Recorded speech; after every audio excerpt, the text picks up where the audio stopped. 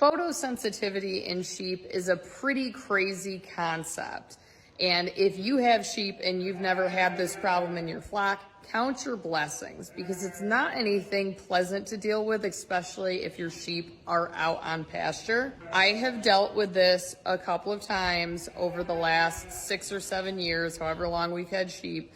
The first year being 2018, and it always happens if I have a lamb affected by it. Now, it's usually only the lambs. It's going to happen at this time of year. So it always falls for me at the end of the school year, which is less than ideal. And this is incredibly inconvenient if your flock is out on pasture and you have no way to get hands on them. I'm fortunate that I was able to catch my lamb affected last night pretty easily just by leading them in here with a bucket of grain. I managed to close the gate and isolate the lamb, and I put her in a separate pen. I am going to put the picture of what she looked like 24 hours ago right here. Now, I have dealt with this previously, so I knew exactly what it was as soon as I saw it. And it's definitely something you should be aware of. I've done some research on it. Basically, they consume a plant that causes their body to hyperreact to the sun, and their ears swell, their face swells.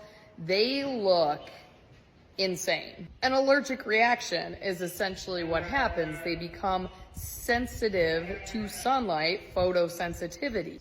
Here is what she looks like today, 24 hours after taking her out of the sunlight. She is very unhappy with me, but the swelling has gone down immensely. You can see that under her jaw, she still has some swelling. No, it's not parasites. Some people will mistake that for bottle jaw, but I have had allergic reactions in my sheep as well, that fluid basically will pool there in that area under their jaw.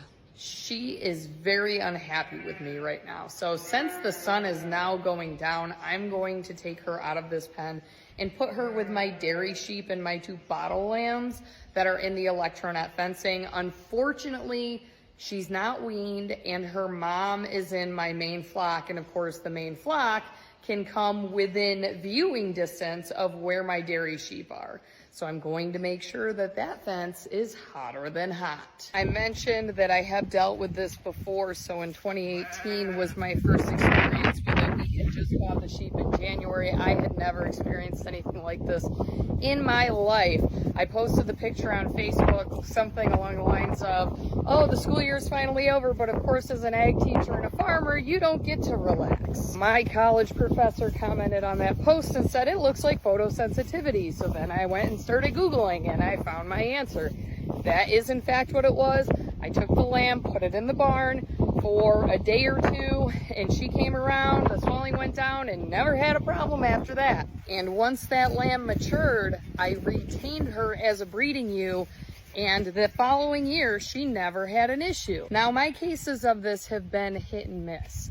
From my recollection, I believe this is the 3rd case. The 2nd case was last year, and that lamb actually didn't make it because they were out on the wetland easement, and there was no way that I could catch this lamb to keep it out of the sunlight. So if you notice your sheep with uncharacteristic swelling in the facial area, number 1, obviously people think bottle jaw with parasites, but number 2 would be photosensitivity, and you can see that the ears swell. She was a hot mess, and anytime I've seen this in lambs, they are a hot mess. There have been instances, and I have no idea what it is out in my pasture that can cause reactions like that. There's also another plant that will cause many members of my flock to end up with that swelling under their face.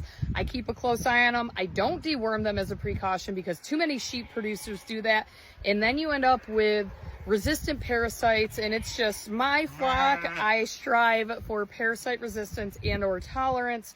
So the only time that I use dewormers is when it's absolutely necessary. So I do not preemptively deworm when I see a swelling like that because of my experiences with some form of toxic plant that is out there. Now again, I've not narrowed it down, and it will be impossible to narrow it down because they have access to large pastures right now.